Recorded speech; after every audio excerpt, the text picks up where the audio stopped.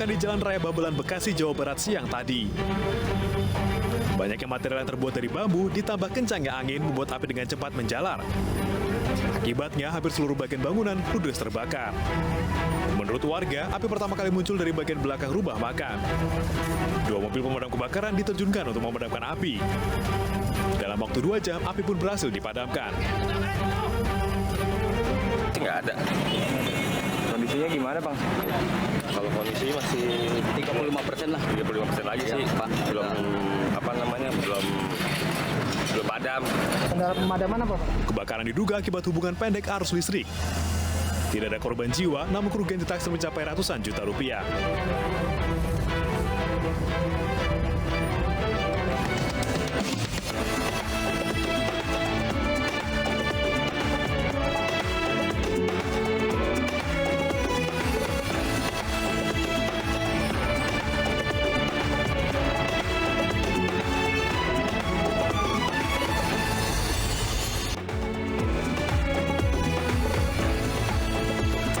Selamat malam pemirsa, kita berjumpa di iNewsroom Weekend, ruang memperbarui informasi Anda dengan diskusi yang komprehensif. Saya Davi Pratama, pemirsa, inilah iNewsroom Weekend selengkapnya.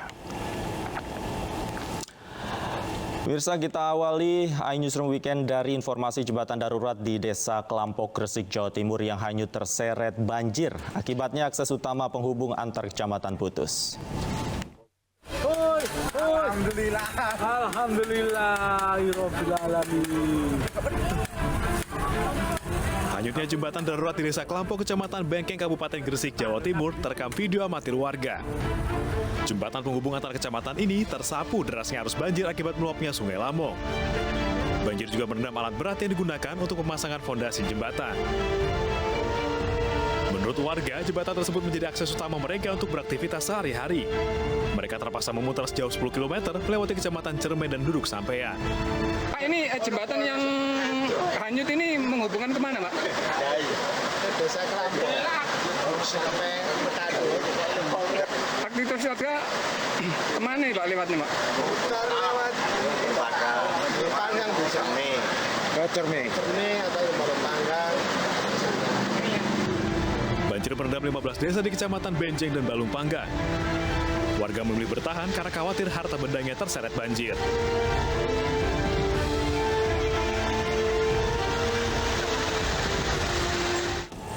Pemirsa, satu korban terakhir yang hilang akibat banjir bandang Kota Batu berhasil ditemukan siang tadi. Tim SAR gabungan pun secara resmi menutup operasi pencarian korban.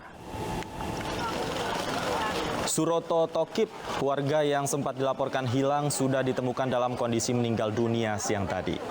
Jenazah Suroto ditemukan 50 meter dari lokasinya tersapu banjir saat akan memberikan makanan kepada sapinya. Usai disemayamkan di rumah duka, jenazah langsung dimakamkan di pemakaman umum Desa Gintung. Dengan ditemukannya korban terakhir ini, total warga yang meninggal dunia akibat diterjang banjir bandang sejumlah 7 orang. Operasi pencarian korban hilang banjir bandang Kota Batu kini ditutup.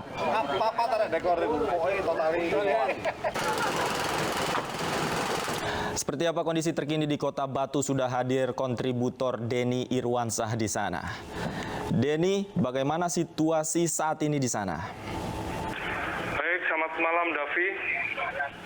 Bisa saya jelaskan bahwa di hari ketiga ini tim Satgas tadi sudah merilis bahwa kerusakan yang ada akibat banjir bandang di Kota Batu adalah 35 rumah rusak, 33 unit rumah terendam, 7 mobil terseret arus, dan 73 unit sepeda motor ikut terseret banjir.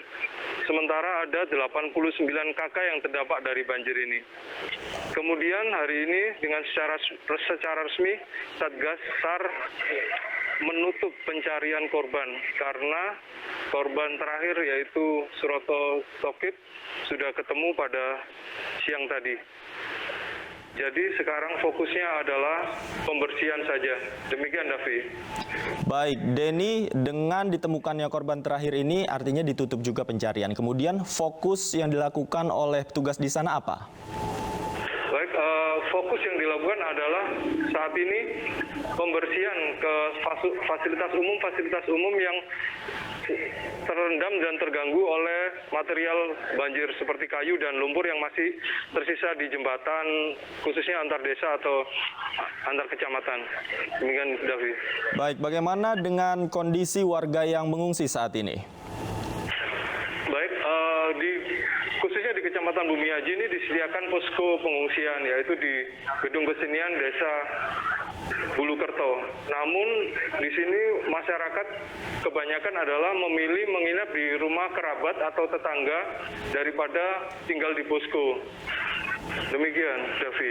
Baik, bagaimana situasi dan kondisi di pengungsian? Apakah cukup representatif untuk menampung warga yang mengungsi di sana? Baik, seperti yang saya lihat tadi di pengungsian di RW 4 Des Bulukerto Bumi Aji, pengungsian ditempatkan di rumah Ketua RW. Di sana ada 8 orang dari 2 kakak yang mengungsi dan semuanya mendapatkan tempat dan bantuan tersalurkan langsung ke rumah Ketua RW tersebut. Apa yang paling dibutuhkan oleh warga pengungsi saat ini?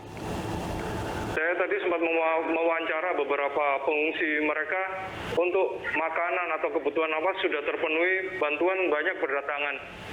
Yang sekarang mereka pikirkan adalah bantuan untuk kembali membangun rumah mereka yang rusak.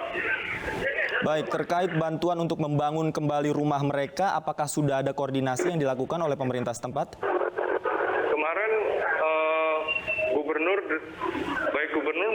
maupun Kementerian Sosial sudah datang dan koordinasi terus dilakukan. Pendataan baru didapatkan hari ini, mungkin selanjutnya akan ada koordinasi lagi setiap hari. Mungkin di koordinasi yang besok akan dibahas tentang itu. Baik, Denny, terakhir selain tentu pengungsi yang sudah dewasa dan orang tua, tentu ada anak-anak di sana. Apa yang paling dibutuhkan oleh anak-anak di posko pengungsian di sana? Baik, anak-anak di sini secara fisik mereka sehat, namun ketika mereka berbicara tentang saat banjir itu mereka sedikit trauma. Bahkan ada suara gemuruh, mereka sekarang ketakutan. Mungkin yang dibutuhkan adalah trauma healing bagi anak-anak. Baik, trauma healing masih dibutuhkan khususnya bagi pengungsi anak-anak di sana. Denny, selain tadi yang Anda sebutkan bahwa pencarian sudah ditutup, saya melihat di belakang Anda ini ada aktivitas. Sebenarnya apa aktivitas yang dilakukan oleh petugas di sana? Betul, ini adalah posko Satgas Penanggulangan Banjir Kota Batu. Ini adalah pos BPBD. Di sini adalah tempat penampungan seluruh bantuan dari masyarakat agar ditaruh sini. Karena masyarakat memberikan bantuan dilarang untuk masuk ke lokasi. Karena banyaknya petugas dan relawan yang sedang melakukan pembersihan, dikhawatirkan masyarakat yang memberikan bantuan justru mengganggu proses pembersihan. Bantuan dikumpulkan di sana, kemudian proses distribusinya nanti akan seperti apa? Jadi setiap hari ada Satgas yang berkomunikasi dengan pos-pos di sana, memberikan setiap hari kebutuhan masing-masing, baik petugas maupun para pengungsi yang berada di rumah-rumah kerabat yang sudah terdata. Baik, terima kasih Denny Irwansyah atas laporan Anda langsung dari Kota Batu, Jawa Timur. Selamat bertugas kembali. Pemirsa, kita lanjut ke informasi selanjutnya. Polisi memeriksa sopir Vanessa Angel menggali penyebab kecelakaan. Pemeriksaan polisi salah satunya adalah mengecek urin sopir Vanessa. Hasilnya, sopir Vanessa Angel tidak dalam pengaruh narkotika saat mengendarai mobil. Meski negatif narkotika, polisi mendalami video sopir Vanessa yang sudah ia hapus di media sosialnya. Dalam video, sopir diduga bermain ponsel saat sedang melaju kencang di ruas tol.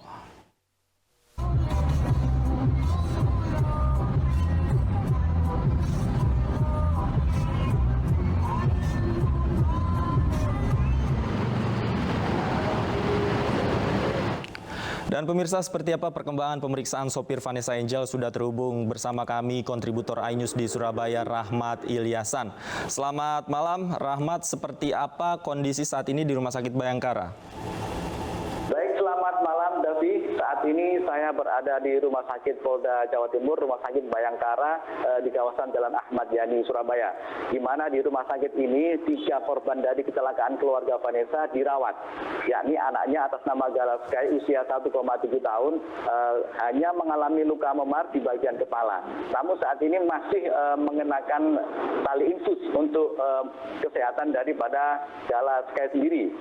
Sementara kondisi dari asisten pribadinya atas nama Siska Lorenza saat ini juga sudah membaik. Yang sebelumnya mengalami luka gegar otak ringan yang sebelumnya dirawat di Rumah Sakit Dr. Sutomo Surabaya, saat ini dirawat di Rumah Sakit Bayangkara Polda Jawa Timur. Sementara keluarga dari Siska Lorenza ini sudah datang ke Surabaya. Sebelumnya keluarga ini ke Rumah Sakit Dr. Sutomo, semuanya sekarang ada di Rumah Sakit Bayangkara Polda Jawa Timur. Sementara sopir sendiri atas nama Tubagus Muhammad Jody selaku sopir Vanessa Angel saat ini masih berada di Rumah Sakit Bayangkara Polda Jawa Timur juga. Masih dilakukan pemeriksaan oleh Satlantas Polresta Jombang. Siang tadi pihak Polres Jombang telah melakukan pemeriksaan terhadap Muhammad Tubagus Jody ini. Sebelumnya polisi juga melakukan tes urin terhadap sopir Vanessa Angel dan hasilnya negatif dari narkotika dan juga minuman keras. Demikian Jody, demikian Davi. Baik, Rahmat, selain tes urin yang sudah dilakukan oleh polisi kepada sopir Vanessa Angel, apalagi rencananya yang akan dilakukan pada supirnya?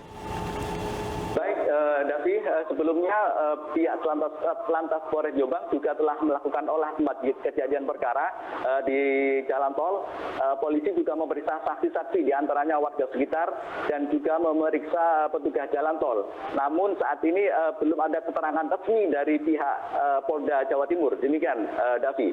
Baik, selain sopir, anak dari almarhumah Vanessa Angel juga dirawat dan sudah dijemput. Bagaimana prosedur penjemputannya di sana? Apakah sudah berjalan dengan lancar?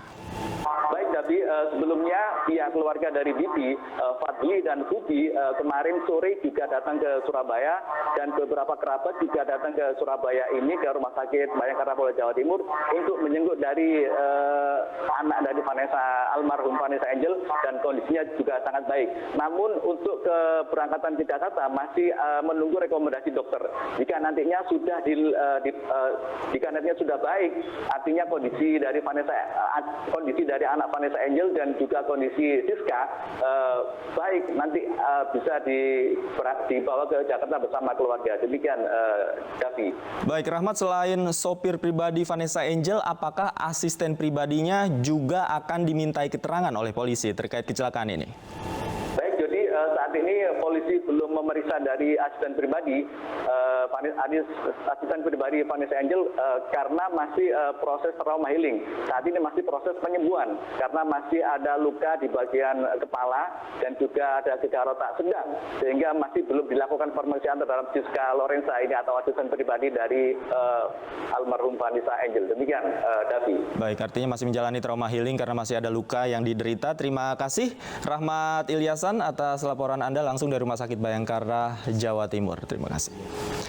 Pemirsa, polisi menggelar olah tempat kejadian perkara di lokasi tabrak lari yang menewaskan seorang petinggi BUMN di Cilandak, Jakarta Selatan. Sopir mobil pick up yang menabrak korban masih diburu polisi.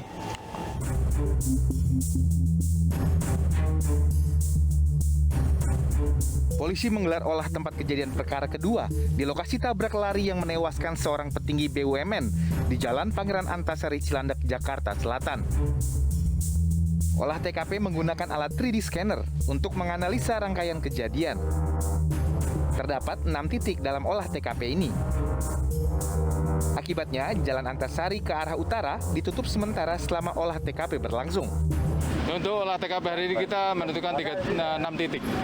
Selain daripada 3D scanner itu, kita mencoba nanti akan minta salah satu CCTV di sekitar area TKP ini, hanya perlu waktu untuk kita pinjam DVR-nya, nanti kita lakukan analisisnya. Insiden tabrak lari terjadi Senin dini hari lalu di Jalan Antasari, kawasan Cilandak, Jakarta Selatan. Peristiwa bermula saat korban, seorang pria berinisial AK, sedang melintas di bahu kiri jalan dari arah selatan menuju utara. Tiba-tiba datang sebuah mobil pickup dengan kecepatan tinggi dan menabraknya.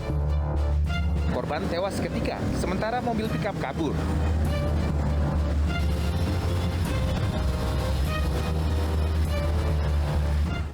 Usaha Densus 88 menyita kotak amal lembaga amil zakat menuai kritik karena dianggap bisa membuat masyarakat enggan bersedekah. Kami hadirkan usai jeda, tetaplah di iNewsroom Weekend.